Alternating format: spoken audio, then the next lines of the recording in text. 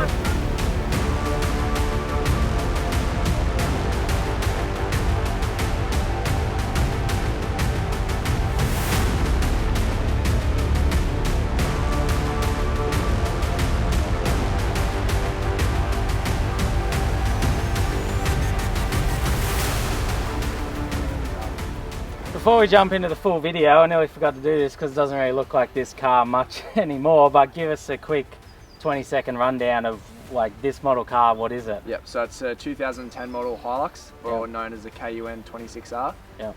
270,000 Ks on it. It's got a 1KD 3-litre turbo diesel, and it's been sold axle converted in the front, 35 speed locks, the whole works. Not much left of what was originally it when you first bought it. How long have you had this car?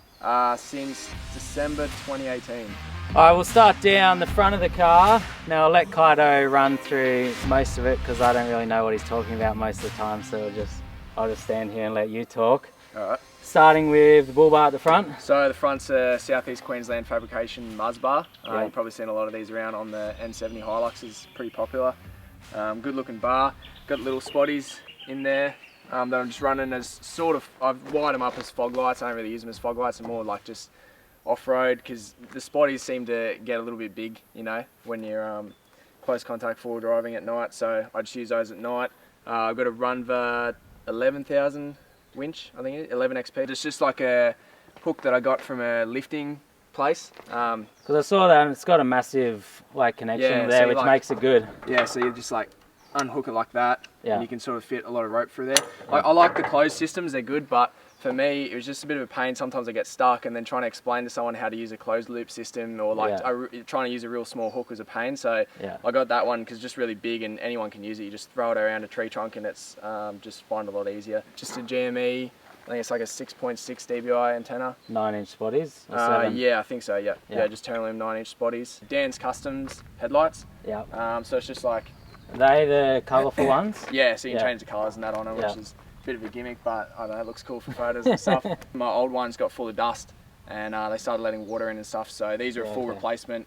So I just got rid of the old ones because they were just pretty much stuffed, and these are all sealed and whatnot. They look a bit nicer, so. Keep working our way around the side of the vehicle, or the outside bits and pieces first. Rock sliders. Yep, so they're the MechFab Industries one. He custom made me a couple of years ago, same one I had last time. Haven't repainted them since, they've just been copping a flogging and they've been going good. Mirrors? Yeah, just clear view towing mirrors. That's to help see when you got the canopy on. Yeah, mostly when the canopy's on, yeah. I find as soon as you put a tray on, like, because when you got a tub, it's sort of flush with the side of the body, but as soon as you go for a tray, the headboard gets in the way a lot.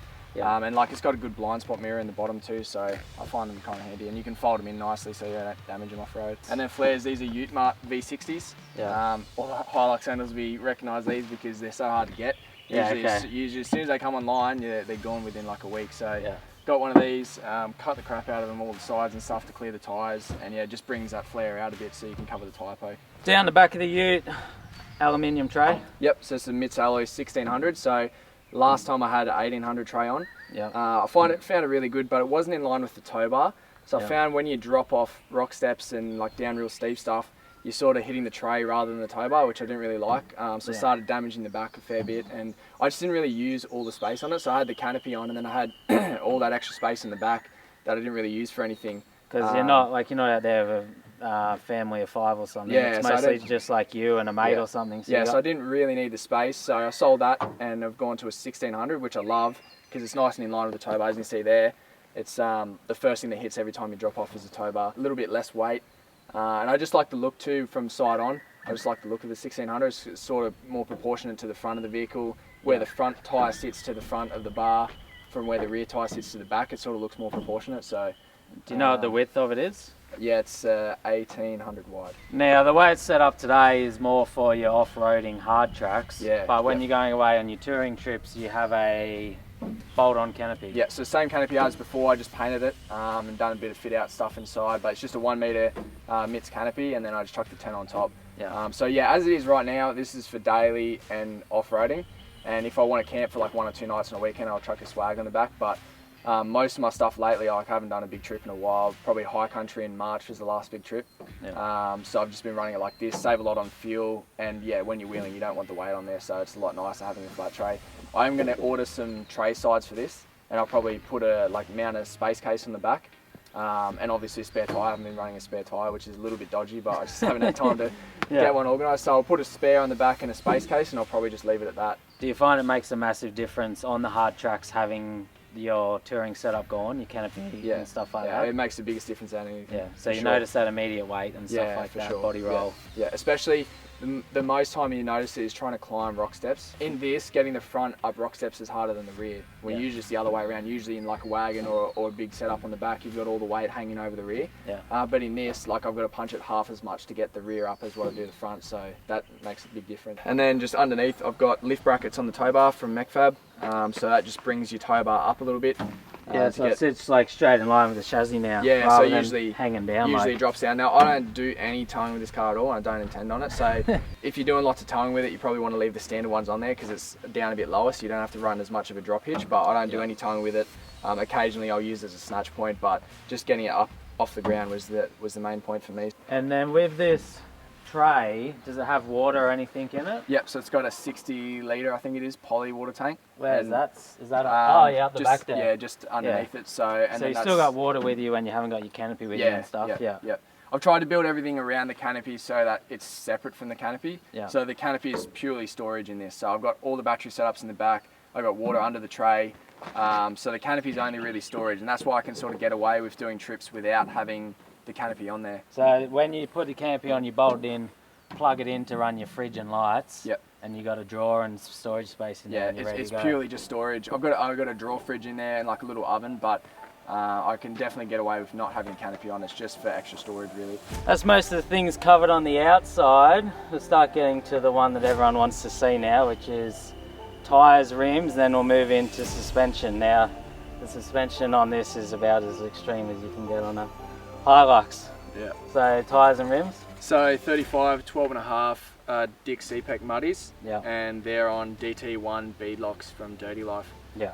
So I didn't really know much about these tyres. It was one of the only ones that were in stock at the time that I needed some, so I just went for them and they've been really good. Haven't had a puncture yet. They're wearing pretty decent. I'll probably put at least 20 or 30,000 on these now. And they're a 17-inch rim too. I find the 17 is a good size for the 35 because you don't have as much sidewall roll. So you get a little bit better on-road handling, and then you've still got obviously heaps there when you let them down for the sidewall bag. But now, what started as a IFS Hilux a couple of years ago is well and truly not that anymore. So you've done a solid axle swap on it. Yep. So we're running GU Patrol diffs front and rear. You'll be pretty familiar with those now. Yeah. GU steering box, and basically the whole job's been custom made by Mecfab Industries in Newcastle. So he's custom made all the bracketry for it.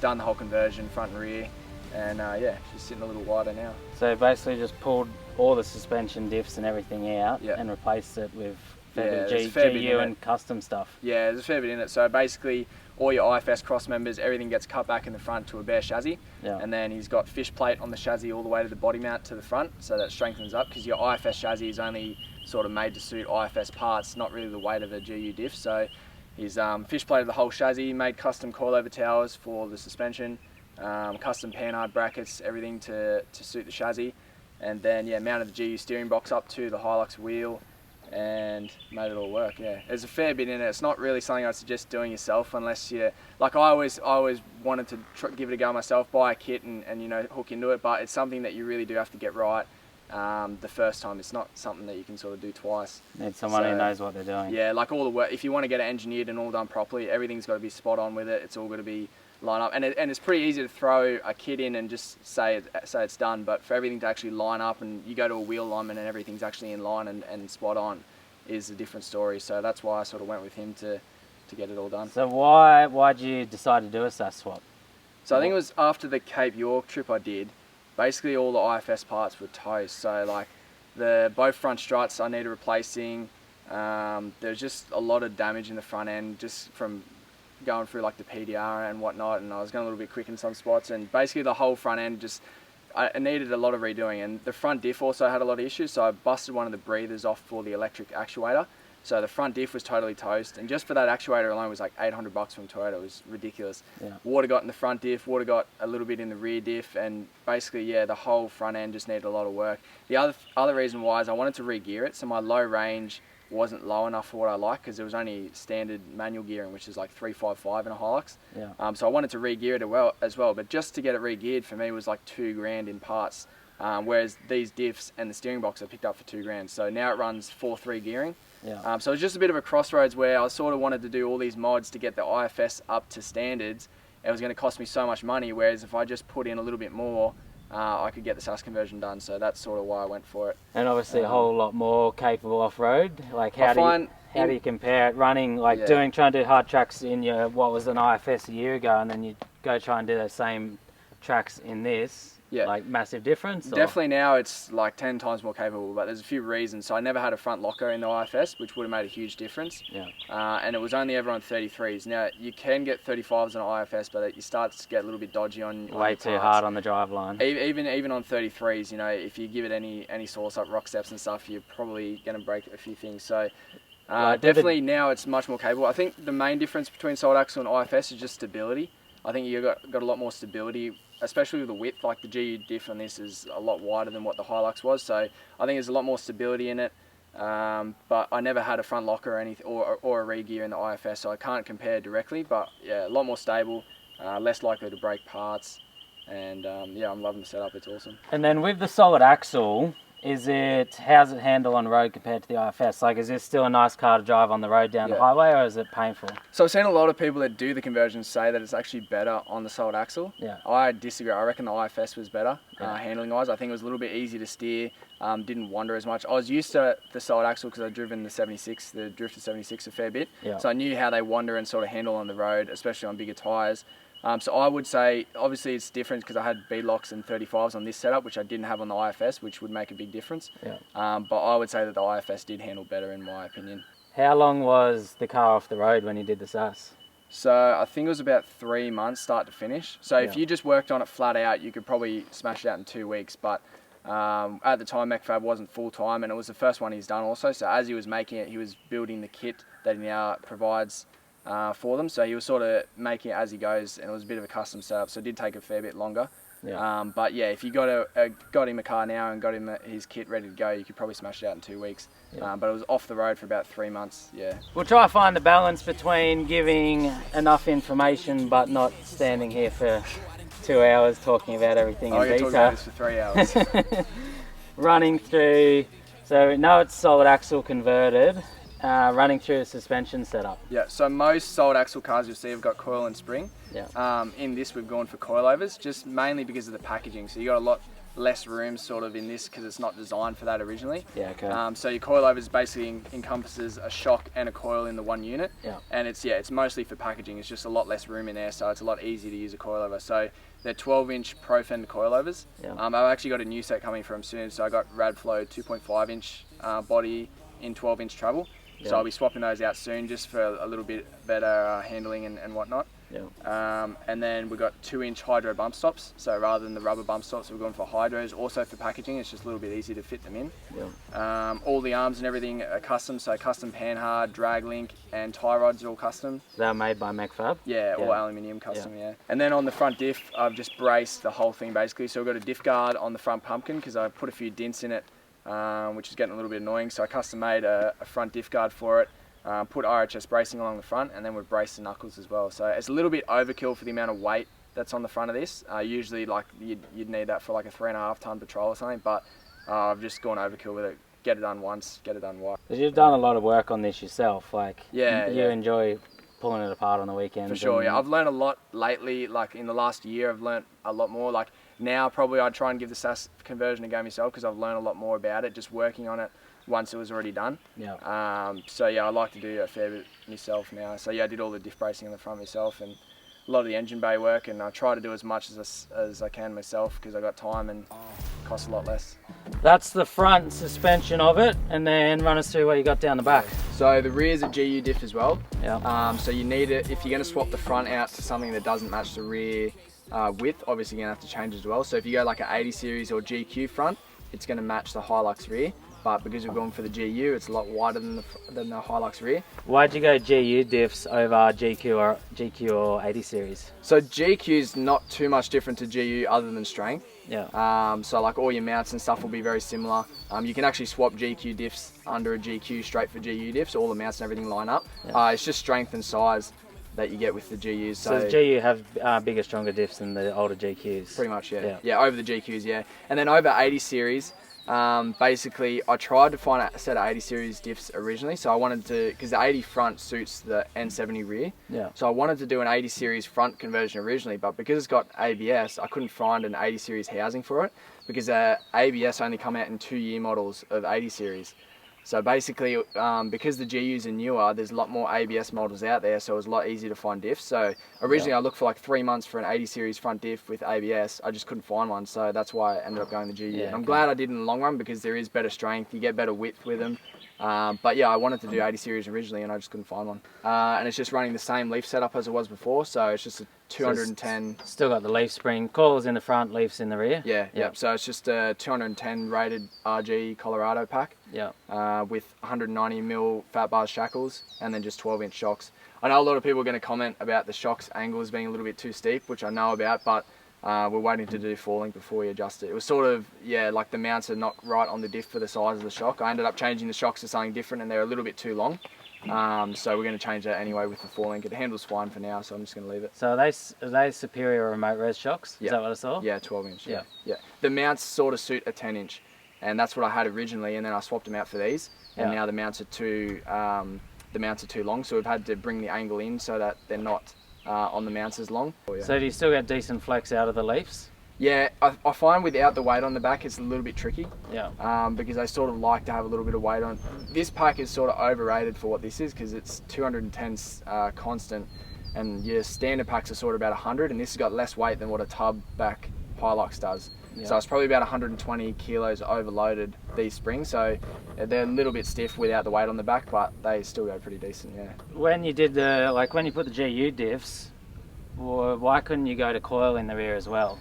It was mainly cost and time. Like we'd already spent a fair bit of time on it, and at the time I really liked the leaf setup in the back, so I thought, yeah, we'll just chuck it in and it'll be sweet to go. So basically you just cut all the coil gear off the diff, which we'd have to do anyway because if I was going to coil it, it's going to go full length triangulated, which you need to cut all that stuff off anyway. Because that's what I was going to say, like when the GU would have come in a coil rear anyway. Yeah, like so it had all the mounts and everything. So wouldn't it be easier to stick with that, or it's still easier to stick with the leaves? There's a lot more work. So basically your fuel tank you have to relocate for starters. Then you got to get a big cross member in the top for the coils, and just to do the leaf conversion, all you do is cut the mounts off the diff and then weld some leaf perches on and bolt it on. It's like really, really easy. And because all the chassis is already made to suit the leafs, you don't have to modify the chassis at all. It literally just bolts up under like a standard Hilux diff would. So if we wanted to go to coils, it's going to be a lot more work, which I'm going to do for sure eventually. Yeah. I do sort of regret not doing coils at the start because at this setup right now, trying to switch between a canopy and this setup, it's just, you can never get it right. Yeah. And it just handles really rough when you're daily driving. So the front section of the tail shaft is Hilux, and then the rear sections are custom made to suit the GU diff. Because you need a GU you got your two tail shafts. The front one's your normal one. So the front one's actually a standard Hilux one, which seems a bit weird because you wouldn't think that the standard Hilux one for the IFS diff would suit the GU diff, but it actually does. It's just the right length and it works. So the front one is a 100% standard Hilux IFS front drive shaft, and then the rear has half of a Hilux front so that it suits the transfer case, Yeah. and then the rear section's custom made with a GU uni joint to go onto the diff. And what about the other stuff underneath? I can't remember if I mentioned this or not, but you transfer your gearbox, your things like that, are they standard Hilux Yeah, ones? so basically there's two options you can do in the SAS. You can do a flip diff, or you can keep the diff the same and you got to change the transfer. So basically a flip diff means that, like in every car, you've got a transfer drop. So either your transfer comes off to the left side or the right side off the back of the gearbox. So standard, these N70s come with a left-hand side transfer drop, but that's on the opposite side of what your diff pumpkin is. So if you look at the front of a GU, your diff pumpkin's on the right-hand side, but on a Hilux standard, you've got your transfer drop on the left-hand side. So the earlier model Hilux, which is the KZN 165, it's got the same gearbox, but the transfer drop is on the opposite side. That's just how they happen to design it. Yeah. So basically the 1KZ and the 1KD share the same block.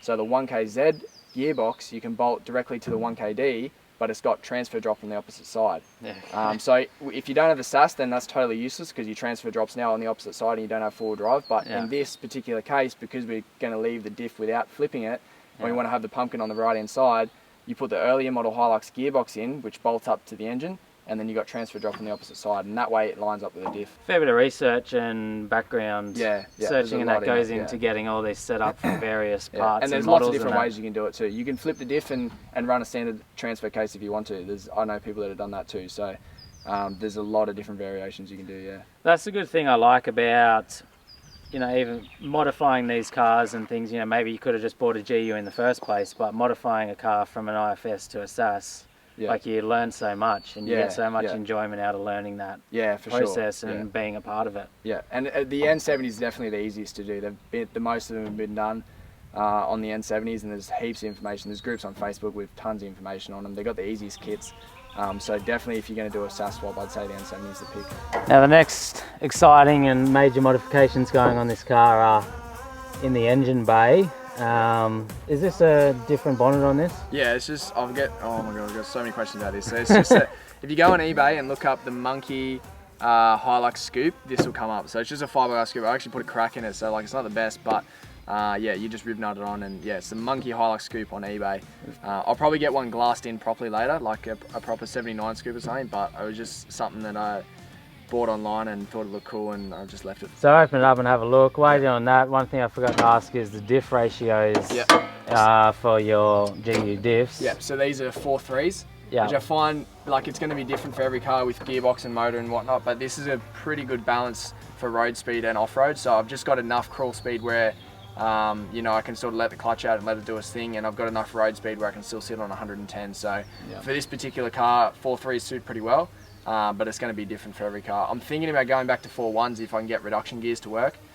So that's maybe a question for future mods, but for right now, 4.3s is a good balance for this, Instincts going no, looking bad like a bat with an eye patch. All black through the woods with a backpack and a lit match. Spark one time, get the whole city looking like a dark shade of orange when I burn it down. What it is, what it do, whole clique getting live on the talk of the town. Let me city had a mouth and it wouldn't shut up. On a hunt for a crown when they get it, I'ma burn it 'cause nobody. So I'll be honest, I got no idea what I'm looking at here with half of this. I can see a airbox, a second fuel filter, some shock mounts, a battery. That's about as far as I got, so you have to run us through. This is obviously not a standard Hilux engine that originally came with it. So all this work I've done basically in the last month. This has only been on the road for about a week and a half as of right now, so it's been off the road for about 6 weeks.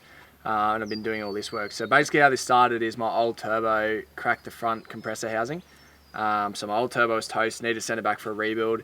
And I always wanted to change it to a wastegated setup. So your most standard 4-cylinders or most standard common rail diesels now come with a VNT turbo. If you know about turbos and stuff, you know what that means. But basically they come with a VNT, and I wanted to change to a different type, which is called a gated turbo.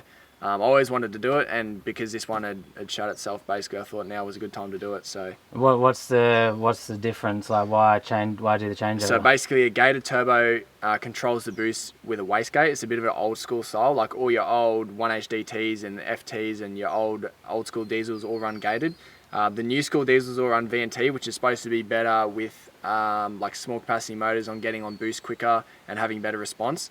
But it all depends on what size you go, what tuning, what you go with it, and if you're going for high horsepower, gated seems to be what is the go at the moment, so that's why I've changed it. Yeah. So I guess run us through a few things you got going on in here. So up the top here, these are the reservoirs for the coilovers.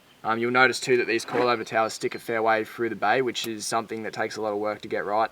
Mechfab worked on that a lot, is getting that distance right so that you're not obstructing anything in the engine bay, but you've still got as much up travel as possible. Yeah. So you see they stick a fair way through, and then that's just a good spot to mount the reservoirs for me. So we've got a 4-inch Fabulous Fab snorkel feeding the airbox. So I've made this airbox myself. It's my first attempt at it. I learnt to aluminium weld the day before I made this. So it come out pretty good. I'll probably redo it later with a few nicer welds, but it's come out pretty decent for what it is. What's in there? Is that a K&N filter or? So it's a uni filter, an oiled air filter. Put a Perspex top on it, a few fancy bolts, and a nice little seal. Going for the blue and silver thing? Yeah, because these were blue already, and the coilovers were, and a few other things I had in here, I've just sort of kept the blue theme. Yeah. So yeah, out of the airbox, uni filter, gone into a in-house fabrications inline MAF sensor holder. Yeah. So people that are familiar with Hiluxes will know that the MAF sensor is in a plastic unit in the standard setup. Which is not so good for heat, and they sort of warp, and mine used to leak a lot. It used to leak a little bit of dust in, and they're just not so good. So that's a full machined housing for the MAF sensor, and that's your mass airflow sensor. So that sort of controls a bit of the fueling, lets the ECU know how much air is coming in, basically. So I've custom made this intake pipe to the turbo. So this is a Garrett turbo. I won't go too many details on the turbo itself because I don't want people going out and buying one and thinking that they can just slap it on, it's going to work. So the best way to pick a turbo setup for your setup is go and find a tuner that's near you, someone that you know is reliable, someone that's in your area so that if anything goes wrong, you can go back and see them. Talk to them about a setup, find out what turbos they like using and what turbos they like tuning, because you can whack this whole setup and go to a tuner that's never seen one before, and he will just tell you to go somewhere else. You know, that tuners like to work with a setup that they're familiar with, that they've used before, and they know that's going to be reliable. So I was talking to Dr. Diesel in Sydney. They recommended this setup, and that's why I've gone with it. Basically, I bought all the gear separate, fabricated it all up, and made it work myself, and then I just took it to them for tuning. But always check with the tuner first what they want to use, because if you use something that they don't want to use, then most likely they're just not going to tune it, and they're not going to get the good results out of it because they don't know that it's going to work. So yeah, it's a Garrett gated turbo. Standard, this come with an internally wastegated rear housing, and I've changed that for a 40mm external wastegate just off the manifold. It's a GNL high mount manifold that I've modified to suit the Garrett because the flange is a little bit different. And then all the intake pipe I've made myself. So I made this intake pipe to the Psycho front mount intercooler. Had to make the custom dump pipe, which is a fair bit of work because the turbo is now high mounted. It's a lot harder to get the dump to run down and out the back because usually the turbo sits a lot lower. So this dump pipe is a fair bit of work. And then yeah, Psycho front mount intercooler, the same one I was running before, but I've just had to custom make these pipe work to suit it. This is a high performance diesel from Thailand coolant reservoir, and then that one over there is your power steering reservoir. So just a little bit of bling for the front because the standard plastic ones look a bit crappy. And then I've custom made that hot cold side intercooler pipe, and then that goes into a manifold that I made myself. So basically that's the standard manifold, but I've cut the top off it because you'll notice on the standard one it sort of enters from one end, and you sort of starve cylinder one of air because of the shape of it. It's like it doesn't have as much flow just because it has to fit around all the other EGR and whatnot. So yeah, it's a custom made manifold, just made that top hat for it and the 3-inch intake to run into that intercooler pipe, and you just get a lot better flow to all the cylinders that way. And yeah, helps a lot with making power. It's awesome that you've done so much of this yourself, like even fabricated up a lot of the piping. It was 5 weekends in a row that I worked on all this. It was, it was crazy. I had to do, and a lot of this I had to redo twice. You know, like you do it the first time, it doesn't quite work right. I had like 3 different variations on how I wanted to sit the turbo. First, I wanted this to run underneath, and then I ended up putting it over the top, which is a little bit uncommon. You don't see as many of them come over the top like this. Most of the time they run underneath and then under the airbox. So it was a lot of work in figuring out how to actually make it all sit right, and I had to redo a lot of stuff a couple of times. And also this is a alloy rocker cover. So these standard come with a plastic cover, and they're pretty prone to cracking. You'll see a lot of them when you start to get a bit of heat build up in the motor, and over a lot of time it's plastic, so it sort of warps and disforms over time, and they end up cracking. So I've replaced that with a full alloy one. All the seals and everything line up, so that's been pretty good. and yeah, just a lot more reliable. You're not gonna Reliable get any cracks engine on these Hiluxes, you reckon? Well, we'll find out. This one is unopened. It has 270,000 Ks on it, which is a fair bit. So basically, I'm just going to run it until it blows up, and I've got a whole plan of how I'm going to redo it and make sure that the next time it sort of lasts a lot longer. But it's already got 270 on it. It's been running good.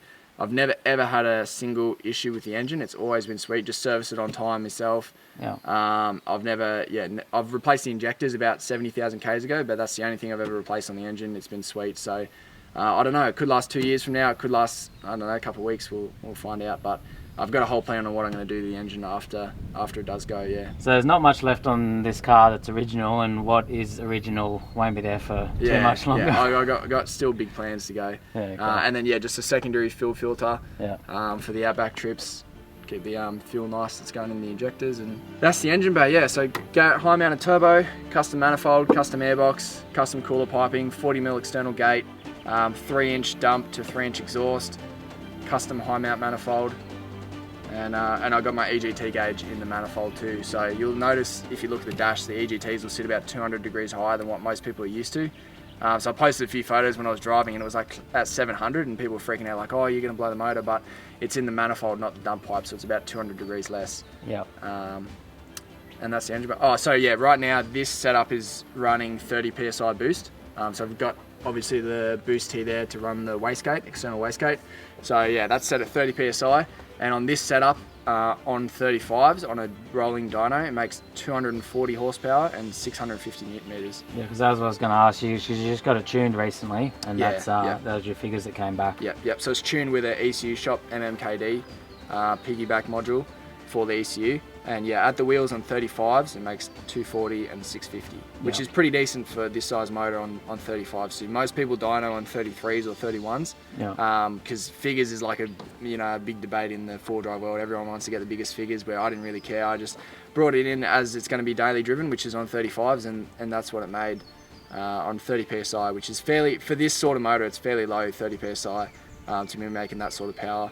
And it ended up running out of fuel on the dyno, so I've got plans to put a bigger pump in it, bigger injectors, and I want to be able to push this setup to maybe 300 horsepower at the wheels at some point. So you won't be happy until you blow the engine. Yeah, pretty much. Yeah. Once this setup goes, I'm going to leave it exactly how it is now until this motor blows up. Yeah. When I pull it out, I'll put different pistons in, change a few things, full rebuild to make it nice and fresh, and I'll put a bigger pump in it, bigger injectors, and we'll get a bit of retune. And so some people probably think you're mad, but this is what you love doing. You love working on weekends, spending your spare time. Some people like going out partying or playing video games or whatever, and you just enjoy staying up late working on your car. And some people enjoy a reliable car too. But that's not, I like to take this out on the weekend, have as much fun as possible. It used to be a bit of a tourer, like the last video we did, this was a full touring setup basically. Like I was on my way to Cape York at the time, I think, or I just got back. So it was full touring setup, and I've sort of gone away from that now and made it as much fun as I can have on a weekend. And then basically after every weekend, I got to redo everything and fix it all up, and that's just what I love doing. So that's why I built it this way. Yeah. Maybe at some point I'll get rid of all this and put a standard one back in and tour it again. But until then, I'm just gonna flog it every weekend and have as much fun as I can. Yeah, for sure. It's good fun. It does have a lot of fun. Yeah.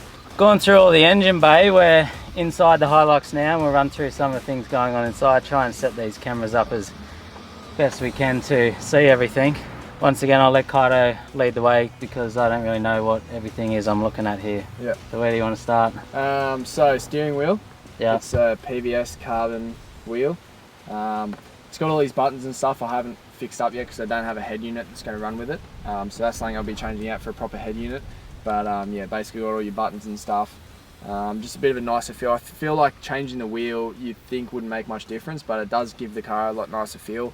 Yeah. So I like that, and also the Hilux one was just sort of fading on the edges, you know how they get. We've got EGT and boost gauge on the dash, so this is just a custom bracket that I've made up.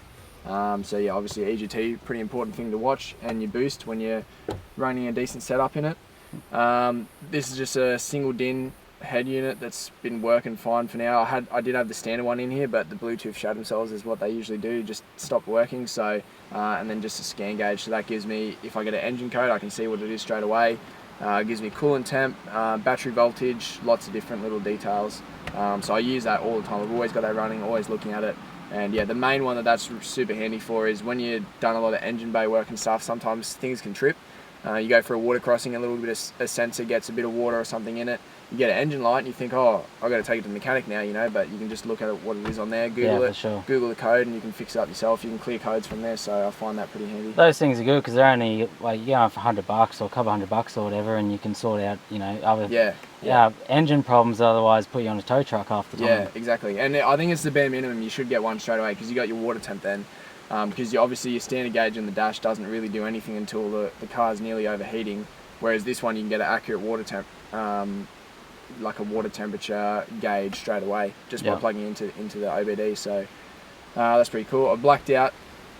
Something I probably a little bit regret is trying to black out all the interior. I just thought it'd be something cool, which it was, but it was just a lot of work, and it gets a little bit dusty and whatnot now, and it's easy to scratch. But blacked out the bottom half of the doors. I'm going to do the door cards. This looks a little bit dodgy for now. It just kept falling down, and it was really annoying me when I was driving, so I just ended up ripping it off. But you got a mirror over there in pieces, door in pieces. I've got this whole side of the car is a bit rough. I've got a new mirror coming for that, so that's all good. And then I'll end up blacking out the door cards and whatnot too. Oh yeah, up here. So a lot of people have been asking me about this roof console setup. So basically, this is just a steel frame that I've CAD designed and plasma cut, and I've made it to suit these billet automotive buttons. So basically, here's your compressor. So you hear that run. There's a rear locker, front locker. Yeah. And then you hear those release behind the seat. I'll show you behind the seat in a sec so you can see all the 12-volt stuff. But basically, yeah, this runs. I've still got a few free spaces, so I've got to do one for the spotties, maybe some rear, like camp lights and a few others. So I've got to fill out those spaces. But basically, I made up this whole setup to suit these buttons, which I think looks really neat, and it's up out of the way. I don't like having it all sort of spread out over the dash. I want it in one spot, which is the idea behind that.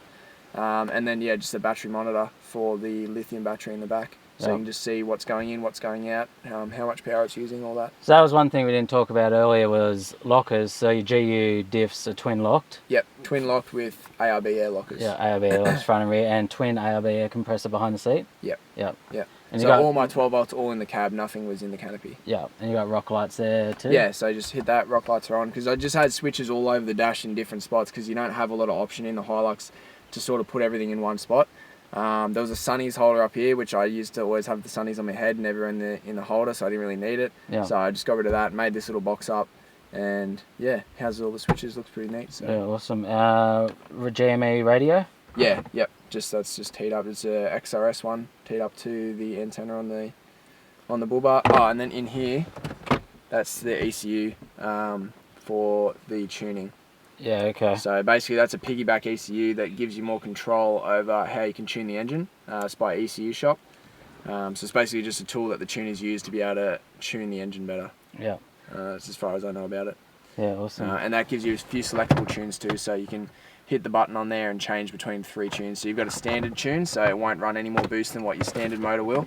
Then you've got like a towing tune, so they basically pull the fuel out of it so it doesn't get as hot. And then you've got your maxed out tune. Yeah, okay. So I haven't really driven the other 2 tunes. I've driven the shit out of the max tune. Yeah, and you got all the gauges in here for when you blow up the engine, you know it's about to happen. Yeah. When you see something go through the bonnet and it lands on the road in front of you, then you know something's gone wrong. Oh, and then a few sockets down here. Oh, yeah. So they all run off the second battery. I found something that really annoyed me before was you put your phone on charge at camp, you turn your car off, and then it doesn't charge anymore, and it's all running off the start battery. So all those are wired up to the second battery, so you can plug that in with the key out of the car, and you've always got power in the front, which I really like. And then just little things, grab handles and stuff on the sides here. Yeah. New seats? Yeah. Oh yeah, the seats. So main thing of the whole interior, I nearly missed it. So these are Toyota 86 seats. Yeah. Factory airbags work with these. So because you're keeping it Toyota, you can use the factory airbags, sensors and plugs. Everything plugs in, and then they've just got custom mounts. So these are not engineered yet, but when I re-engineer the car, I will be getting these engineered because they are able to be engineered because all the airbags and everything work with them. So just for more comfort? Yeah. And they are more comfortable? Yeah, way better. Yeah, you get a little bit more adjustment, so you can adjust like sort of the height of them as well as your backrest and front and back. The sides, they're just super comfy. The sides hold you in really nice. They sit a little bit lower than the Hilux seats, which I like, because I didn't like being really up high, because you couldn't adjust the height of the Hilux seats, whereas these you can pump it up and down. So yeah, just comfortability. I like the look of them. The black leather stitching looks pretty cool. They do look much better than your factory ones. And they're easy conversion. They bolt in, and all your plugs and everything line straight up. So awesome. They're really nice upgrade for the N70. It just gives the whole car a totally different feel. Oh, and in the cab I've fully sound deadened it too. Oh yeah. Every single spot you can put sound deadening, there's sound deadening in it. And does that make much of a difference? Yeah, huge, yeah. So the whole floor's been done, the firewall, the roof, all 4 doors, back wall, like yeah, the insides of the doors, the whole firewall all the way up to the windscreen. Basically the whole tunnel floor everywhere that you can fit it. I've fitted Dynamat in there. So you don't notice it. I drive with the window down a lot, which kind of makes no difference with the sound deadening, which is kind of stupid. But every time you put the window up, there's just not a single noise comes through. It's really good. Yeah. It makes a huge difference, especially when you're running a lot of different engine bay mods and stuff. You get a lot of rattles and just annoying sounds from the engine bay. I really didn't like. So I just wanted to block all that out. So I did lots and lots of it on the firewall, and it sort of makes it a lot nicer in here when you're driving there. Sweet. But then I put the window down anyway, and it doesn't really get much difference. We did all the front in there, and then in behind the back seat, there's a whole heap going on here, so better run us through that. Yeah, so I wanted to keep the back seats. I did run a sort of a false floor in it before, and just put gear and storage in there, but I just found it always a pain when you're trying to take mates out wheeling and stuff. I just always really wanted to keep the back seat, which is a lot of work trying to make everything sort of fit around it and still be practical, and I've managed to sort of do that. But yeah, back seats is something I definitely wanted to keep in. That was the whole idea behind keeping the dual cab, was so that I could have back seats. So I've sort of made everything fit around it. So all my 12 volt, everything is all behind and underneath this seat. Yeah. So I've done a little bit of a mod. You can cut the bracket a little bit on these the back seat mounts so that you can fold them forward. So basically lift this up, bring this forward. Yeah, wow. And that's all your gear there. So yeah, starting on this side, kick a 12-inch sub. It was actually a week after I got off my P's. I got my blacks, and then I got this, which is usually the opposite way. You get this on your P's, and then as soon as you get your blacks, you get rid of it. But yeah, 12-inch sub. I really like that on the longer trips and stuff. It makes such a difference. If you unplug this for a bit and go without it, it's crazy how much difference it makes. Once you plug it back in, it's nuts. So good sound. Yeah, and I've managed to fit that in behind here, so it doesn't obstruct anything, which is pretty cool. Yep. So that's just mounted to the rear wall. 800 watt amp hooked up to it. I'm not really a sound guru. I got a mate to sort out all the amp and whatnot to make it work, so he's fixed that up all for me. So yeah, 800 watt amp. Also, the other mod I've done is the radio system off this. All the speakers run off the second battery, so basically I can stop the car, take the key out, and still play music with it, because I like to play music at camp and stuff, and then you don't want to flatten your battery, obviously, and also I don't want to have to leave my key in turned on and play music and say in case someone jumps in and starts it up or something like that. So I can have the key completely out and run the factory or the front radio and all the factory speakers off this second battery, so it doesn't take any power away. That's awesome. So yeah, 800 watt amp. This is a 125 Safari lithium battery, which fits in there nice and gives you heaps of power. Lightweight too, which is the idea behind lithium. And then we've got the ARB twin compressor, and then that's your locker module. So there's your front and rear lockers there. All the lines and everything goes out a bung through the back of the cab. I use it to air up as well, so just fold this seat down. I usually have like a hose set up and that in the back here, just plug it in and you can air up with that. And then next to that we've got the battery monitor stuff for that front screen. So that's your shunt that basically does all the measuring and whatnot. It's amazing how it all fits in behind here. It took a lot of work. So much gear. This whole setup is taken 3 or 4 different forms, and I've only finished this probably a month ago. It was one of the lockdown projects, was getting all this back set up right. Also underneath this seat, I've got a 1240 Red Arc charger for this, and then I've just got a fuse block that runs all lights and everything around the car. I've had this back seat in and out probably 1,000 times setting it up, and the orientation of this has changed 50 different times to make it work, but now I've got a setup that I won't change. I'm really happy with it, and I've fit everything in here that I need. It's the bare essentials. Awesome. Sub, bare essentials. Well, I think we've just about run through most things. We're nearly burnt to death out here in the sun. Classic New South Wales summer day. But yeah, absolutely amazing. Even since we did the walkthrough of it last time, so much has changed. It's such an awesome build that you've done, so much hard work put into it. Yeah, it's basically a full transformation from the tourer it was to now the weekend fun haver. Yeah, like there's not many four-wheel drives where you do a walkthrough of them, then a year later you could do another one and redo everything because it's completely different. Got a few questions here to run through that I put up on my Instagram. Quite a few questions come here about cost. This whole setup's cost you, so do you have a rough idea there, or it's off the charts? Pretty hard to say, because I've put a lot of parts on, taken them off, sold them, tried a lot of different things. I've gotten a few good deals off a few companies as well for parts. A lot of the stuff I've made myself, a lot of the stuff I put on myself. So it's kind of hard to say, but the car itself cost me $19,600. Yeah. That was with 200,000 Ks on it, which is pretty low for what they're worth now. Like honestly, this car stock now would probably fetch 25, 30 on today's current market. So that was 2.5 years ago now. Yeah. So it's lucky I got in before this sort of rush with COVID and whatnot with second-hand car prices. So paid $19,600 for it. I got a bank loan to do that. And then basically in terms of cost spent on it, it's probably been another maybe 40,000 in mods on top of that. And does that include the SAS? Yeah. So the SAS, it's like for most people that ask me, I just say go to a shop, ask them, tell them what you want, and ask them how much it is, because what this setup's going to be and another setup is going to be totally different. Like you could probably do a SAS setup for 10K if you did it yourself. So just buying parts, brackets and stuff, buy suspension and do it yourself. You probably do it for 10K. The most you could spend on it is probably 30 or 40K. Yeah. So this exact setup that I did right here cost me 15,000. Yeah. So that's engineered, everything done.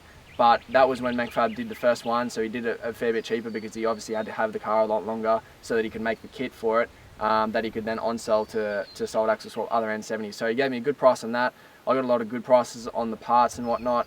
The engineering itself was about $3,000, so it's a cost pretty much flat rate to engineer a SAS in New South Wales. It's going to be around $3,000 to $5,000, depending on if you partner up with another person that's doing it at the same time, etc. Yeah. But around $3,000 to $5,000 for engineering. It was at least 10K in parts, so yeah, it cost me about 15 Yeah. total. So and yeah, that so the car is engineered and road legal. Yep, as it is now. Yeah. Is there much work involved in that, or?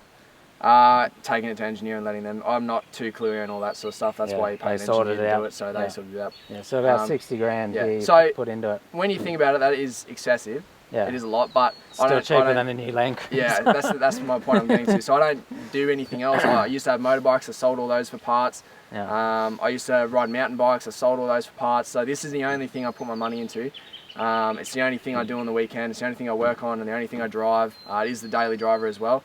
Yeah. But if you look at it, if you wanted to buy a brand new N80 right now, Yeah. well, you're waiting 6 months and it's around the 60K mark. The other thing with that is like 60 grand isn't even that much. Like I've just bought the second-hand Patrol, which I paid 28K for, and I've been heavy getting mods for it, and I'm already nearly up to 30 grand in mods. So there's 60 grand. That's nothing like this is like what I've got for that. Yeah. So yeah. A few questions here about future mods. Are you finished with this car, or I think we already know the answer based on what you said earlier. You still got more things coming for it? So I definitely want to keep this car. It was my first car. It was the first car I ever bought. So that's sentimental value. I definitely want to keep it, plus all the work and stuff I put into it, all the hours at night, every weekend and every weeknight, flogging away it and swapping parts and fixing it up. So I definitely want to keep it long term, and if I'm going to keep it long term, I'm going to have to keep modifying it, because otherwise I'll get bored. So for the rear, definitely want to go a 4-link coil converted rear, probably on coilovers. We'll see about that, maybe coil and spring or airbag. There's a few different options there, but definitely 4-link the rear. Bigger fuel tank. The fuel capacity is not that much. I think it's only about 76 litres on the standard, so I want to maybe fit like 120 litre in this rear section. I was talking earlier about the weight, having not so much weight over the rear is a bit of a disadvantage, so I want to rear mount the tank where your standard tyre mount goes, in behind the tow bar, to get a bit more weight back. So yeah, tank conversion, 4-link. Once the motor goes, I definitely want to wind that up a bit more once I rebuild it. So rebuild once you blow that up. Yeah, so I want to try, and the goal for this is 300 at the wheels on 35. So it's 240 now. I think the turbo's got in it. We just need a lot more fuel. So a few more engine mods, and maybe I might step up to a set of 37s for off-road only. So I'll put 37s on these rims, and then I'll daily on a set of 35 Steelies, and just use the 37s for off-road.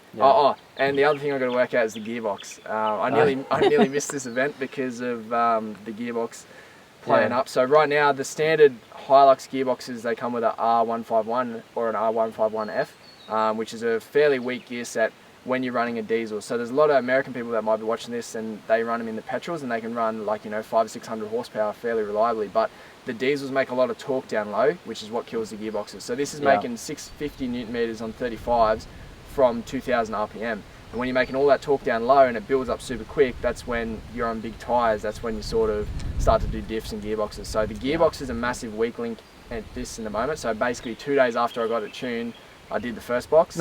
First gear stopped engaging and fifth gear stopped engaging, so I can fix that up, but basically the gearbox was unusable, so I've had to swap that out for a new one. I did that last night, sat up until 1 a.m. swapping that out in the shed. So the gearbox is a big weak link in this at the moment. So the plan for that is either an RC Colorado gearbox, which is they're good for about 300 to 400 horsepower. Fairly similar size, so it'll be the easiest conversion because the size of the gearbox is very similar. It's also an Assen gearbox, the same brand as what this gearbox is, so the adapters and stuff will be a fair bit easier. So it's either that or I want to run a GU Patrol box and keep all GU driveline, which that'll be a lot more work. I'll need custom adapters, I'll need to cut the floor pan out to make it fit. But the main advantage with the GU box is I can run reduction gears, which is definitely something I want to do in this. So, and I guess arguably sort of one of the strongest you're going to get. For sure, yeah. In a like a full drive gearbox, basically the GU is as good as you're going to get. The RC you can't run reductions in, so I could do all that work and then still not get reduction gears. So probably if I do gearbox convert this, it's going to be a manual with reduction gears, and it'll be a GU box. The reason I don't want to go auto is I just always have driven manuals, never really had an auto. I've driven like even manualized ratchet shifter autos, and I just don't like it. I don't like the feel of them. I just like to have the manual. And then there's a few other questions come through here about why put all this work into a Hilux solid axle swapping when you could have just bought a GQ 80 series to begin with. So there's really only one reason, and that's because it's a dual cab. I always wanted a dual cab, always wanted a ute, and I definitely don't want a single cab. I love having back seats. So I definitely didn't want a single cab. Always wanted a dual cab, but if you look at the market, there's really nothing that's dual cab and solid axle front other than the 79. And that's actually not even a year after I bought this. The plan was to sell it and get a 79. So the biggest loan I could get on my first loan was 20k, which is obviously not enough for a 79. So the plan was to keep this, sell it, get a 40k loan, and then get a single cab 79. But I just couldn't get over the fact from going from a dual cab to a single, I didn't want to do it. So if you look at my other options would be GQ 80 series or GU, and then chop it and put a small extension in it and then make it a dual cab. But at that point, you're really spending as much as what this would be to SAS convert it. So it's either way, whichever way you go, it's same really. And also this, as it sits right now, this is 2.5 tonne. So to build a GU or a GQ or an 80 series dual cab chopped with a small extension to bring it to a dual cab wheelbase, if you can get it anywhere near 2.5 tonne, you're doing pretty well. Like all those would be easily 3 tonne, 3.2. And weight seems to be a huge advantage now with hard off-road stuff. So as this car sits right now, it's 2.5 tonne, which is a huge advantage. And I don't think I'd be able to build a dual cab, chop a wagon into a dual cab and build it that same weight. I just don't think it would happen. We'll rapid fire through a few quick questions here to finish up. The first one being, what tow truck is his favourite? Never been on a tow truck, always driven it home. Even when I did the gearbox last week, drove it home with 3 gears. So never ever been on a tow truck. Unlike me, I've been on 2 tow trucks now. Another question here, why do you like the N70? I feel like it's a good balance between new tech and old tech. So they were at a bit of a point back in 2010, 2015 when they were making where there wasn't too much electronical stuff in it. So I don't have any traction control in this. I've only got ABS. In the engine bay, there wasn't all this electronic jazz where like you go for a water crossing and some fault comes up. I feel like it was at a point where they didn't have too much of the new jazz, but it was comfortable enough where you still got nice aircon, the dash still looks nice, everything works nicely, and it's not too old. You find with older vehicles, like an 80 series or something, you're always chasing small little issues because it's like a 20 or 30 year old vehicle, whereas this is only, what? 11 years old. 11 years old. So you're not sort of chasing all those niggling issues that you get with having an older vehicle, but you don't have all the new school tech, which is something I don't really like. And the 1KD, I love the 1KD. Never had an issue with it. It's running 30 pound now, making 240 horsepower, never let me down. The gearbox sucks, but I love the motor in them. They're super easy to work on. Did all the work myself on the motor since I've had it. Like literally a week after getting it, I did the manifold clean all myself, all the way up to the valves. So I just find they're a really easy motor to work on, especially being a straight 4. There's not much in the way. It's really easy. You got intake one side, exhaust the other. Everything sort of is really self-explanatory. So I just like the Hilux. It's easy to work on and you don't have the electronic crap. Another question here, how many times have you been pulled over? So I've been like RBT'd and new general stuff, but I've never been pulled over and like had the car checked over. And I think one of the main reasons why is having engineering on your rego. Yeah. So right now, if my rego plate gets scanned, like you can even look this up on Rego Check New South Wales. If you look up my number plate at the bottom of the screen, it'll say engineered per this cert. So when someone looks that up, like a Highway Patrol scans it, it'll come up with engineers per this cert. So if you see a heavily modified car and it doesn't come up with that when you scan the rego, then it's a higher chance that you're going to get a defect out of them. Whereas with mine, when you scan that and it comes up with engineering, it's going to be basically an arguing contest of if my engineering is correct and if they're correct. So I feel like that avoids a lot of issues, and also just driving responsibly. Not speeding. Speeding's the easiest one way to get pulled over, so I don't speed in it. Drive responsibly on the road.